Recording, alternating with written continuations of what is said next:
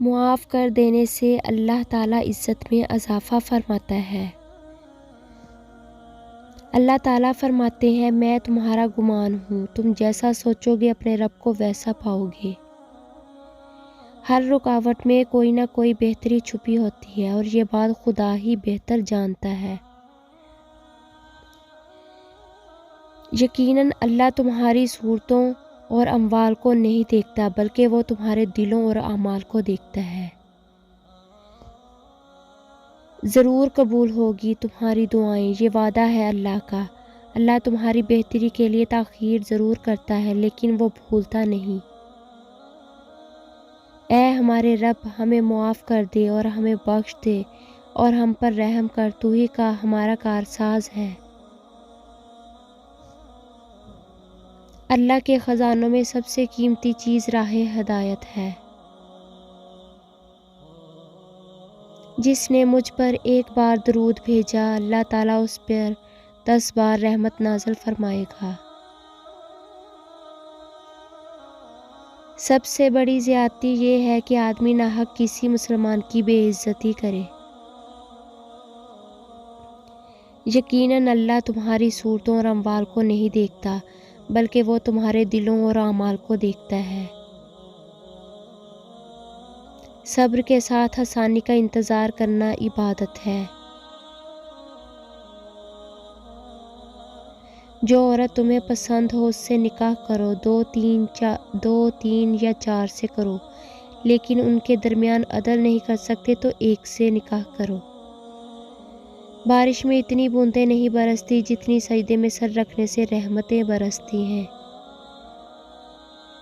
جس دن زبانوں پر مہر لگا دی جائے گی اس روز انسانی اعضاء میں سب سے پہلے بائیں ران کی گواہی دے گی۔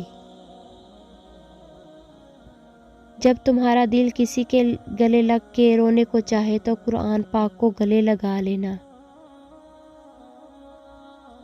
جوانی کی توبہ، سردی کا وضو، گرمی کے روزے اللہ کو بہت پسند ہیں۔ سب سے پہلے جو چیز انسان کے ترازو اعمال میں رکھی جائے گی وہ انسان کا وہ خرچ ہوگا جو اس نے اپنے گھر والوں پر کیا ہوگا۔ مسلمان مرد کے پاس اسلام کے بعد سب سے قیمتی چیز اس کی بیوی ہے، اور اللہ سب سے بہتر رزق دینے والا ہے۔ دنیا ملعون ہے اور جو کچھ اس میں ہے وہ بھی ملعون ہے سوائے اللہ تعالیٰ کی یاد کے اور اس شخص کے جس کو اللہ تعالیٰ پسند کرتا ہے، یا عالم کے یا متعلم کے۔ اللہ تعالیٰ کے خزانوں میں سب سے قیمتی چیز راہ ہدایت ہے۔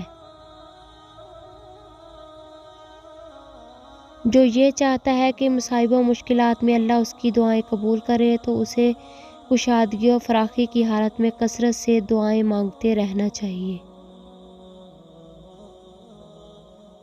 جو اپنی ماں کی طرف محبت سے دیکھتا ہے اسے حج مقبول اور مبرور کا ثواب ملتا ہے۔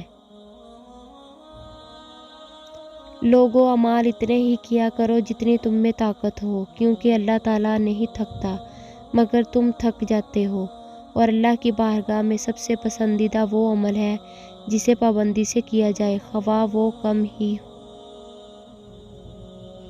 جب انسان کو درد عطا کیا جاتا ہے تو اس کے مزاج میں باقی مخلوق کے لیے خود بخود نرمی آ جاتی ہے، اور نرم مزاجی اسے عطا ہوتی ہے جسے اللہ پاک پسند فرماتا ہے، اور درد بھی اسے عطا کیا جاتا ہے جسے اللہ پاک اپنے قریب کرنا چاہتا ہے۔ میں جنت میں تھا کہ مجھے کسی کے قرآن پڑھنے کی آواز سنائی دی۔ میں نے پوچھا یہ کس کی آواز ہے؟ مجھے بتایا گیا کہ حارثہ بن نعمان کی۔ آپ صلی اللہ علیہ وسلم نے فرمایا والدین سے نیکی کرنے کا ایسے ہی صلہ ملتا ہے۔ حارثہ بن نعمان سب سے بڑھ کر والدہ کے ساتھ نیکی کرتے تھے۔ دنیا کی نظر سے دیکھو گے ممکن بھی ناممکن لگے گا۔ تم اپنی چاہتوں کو اللہ کی نظر سے کیوں نہیں دیکھتے؟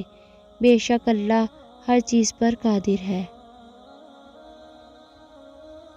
ہم عبادت کے لیے اپنی سب سے ردی عمر کا انتظار کرتے ہیں، جبکہ اپنی سب سے قیمتی اور بہترین عمر یعنی جوانی کو فانی دنیا کی لذتوں کے حصول میں ضائع کر دیتے ہیں۔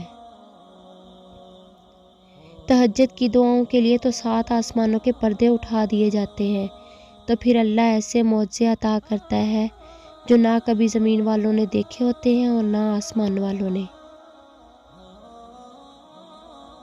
اور جب وہ تمہاری دعاؤں پہ راضی ہو جاتا ہے تو یہ نہیں دیکھتا کہ دنیا اس چیز پر مطمئن ہے یا نہیں، اور نہ اس کو اس بات سے کوئی فرق پڑتا ہے کہ اس دعا کی قبولیت میں کتنی رکاوٹیں ہیں۔ وہ جب ارادہ باندھ لیتا ہے تو ناممکن کی ساری گرہیں اپنے آپ کھل جاتی ہیں۔ اللہ کے فیصلوں پر یقین رکھو، اس پر یقین رکھنے والے خالی ہاتھ نہیں جاتے۔